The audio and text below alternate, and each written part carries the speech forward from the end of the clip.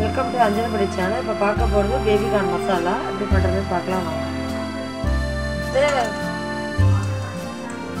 Baby corn masala எப்படி பண்ணுறதுன்னு பார்க்கலாம். எண்ணெய் ஊற்றிருக்கோம் அடுப்பில். 1 டீஸ்பூன் சோம்பு, வேறு தாளி போடாதீங்க. சட்னி பண்ணுறது எல்லாத்துக்கும் யூஸ் பண்ணிக்கலாம். சப்பாத்தி, தோசை மாதிரி யூஸ் பண்ணிக்கலாம். வேறு சப்பாத்தி நானெல்லாம் சூப்பராக இருக்குது. போட்டுட்டு நல்லா பொரியட்டும். பொரியல் தக்காளி வெங்காயத்து ஒன்றா போட்டு நல்லா வதங்கணும். நல்லா ஃபுல்லாக வதங்கணும். நல்லா வதங்கட்டும். அதுக்குள்ள நம்ம அரைக்க வேண்டியது அரைச்சிக்கலாம். இப்போ வந்து ஒரு 4 மூடி தேங்காய் எடுத்திருக்கேன். ஒரு 5-6 முந்திரி பருப்பு எடுத்திருக்கேன். ஒரு 1/2 டீஸ்பூன் சோம்பு எடுத்திருக்கேன். அவ்வளோதான் இதை அரைக்க வேண்டியது. ஃபஸ்ட்டு அரைச்சிட்டு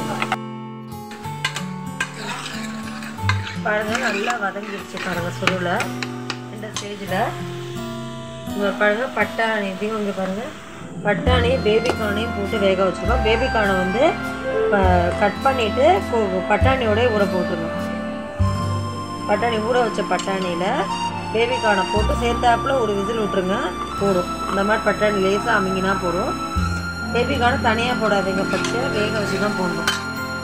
ரெண்டு போட்டுட்டு கொட்டிட வேண்டியதான்.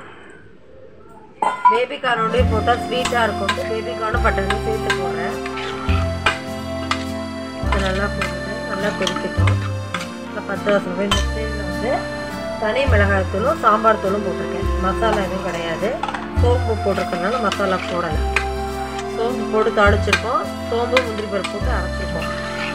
அதான் மசாலா. அதுக்கு நான் நார்மலாக தனி மிளகாய் தூளும் வீட்டில் போன சாம்பார் பொடி ரெகுலராக அரைச்சது அது போட்டிருக்கேன். இந்த ஸ்டேஜில் மஞ்சள் போடலாம். சப்பாத்தி நான் எல்லாத்துக்கும் நல்லாயிருக்கும். தோசை இட்லி கூட சாப்பிடலாம்.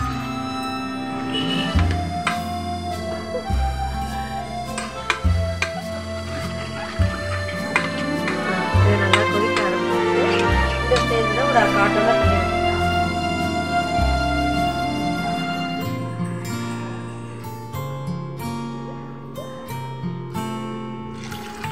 காட்டப்போ தண்ணி வச்சுட்டு ஒரு 2 நிமிஷம் கொதிக்க விடுங்க.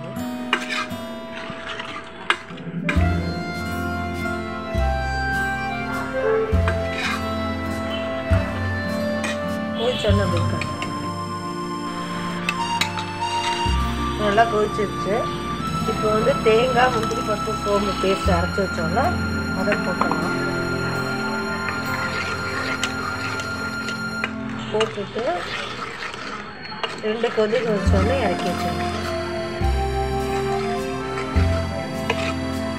இதுலேயே உங்களுக்கு முந்திரி பருப்பே திக்னஸ் கொடுத்துருவோம் கிரேவிக்கு. முந்திரி பருப்பு சாப்பிடாத பசங்க கூட அது போட்டால் ரிச் கிரேவி ஆகிடும். டேஸ்ட்டும் நல்லாயிருக்கும்.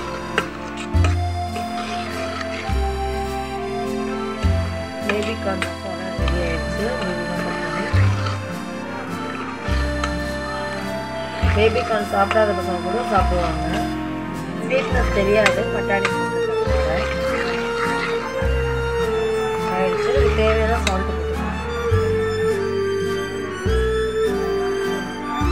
ஆல்ரெடி உப்பு போட்டு தான் வேக வச்சுருக்கோம். பாத்திரம் போட்டுருக்காங்க. இப்போ ஒரு கொதி வச்சோன்னே இறக்கி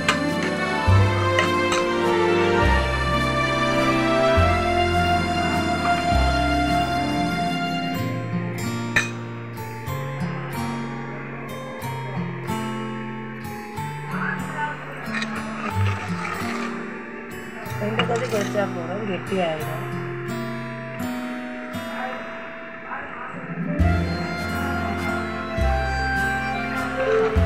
ஆயிடுச்சு. இந்த ஸ்டேஜில் கொத்தமல்லி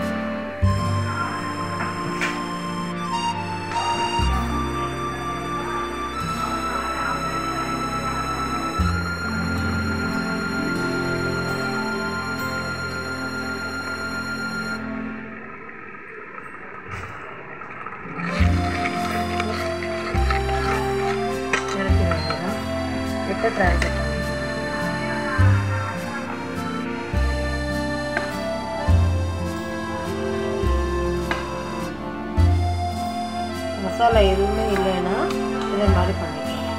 டேஸ்ட்டு குருமா டேஸ்ட்டு தான் வரும் உங்களுக்கு. மசாலா போடணும்னு அவசியம் கிடையாது. குருமா சப்பாத்தி எல்லாத்துக்கும் யூஸ் பண்ணிக்கலாம். டேஸ்ட்டாகவும் இருக்கும், நல்லாவும் இருக்கும். ட்ரை பண்ணிக்கோங்க. பிடிச்சிருந்தா லைக் பண்ணுங்கள், ஷேர் பண்ணுங்கள். தேங்க்ஸ் ஃபார் வாட்சிங்.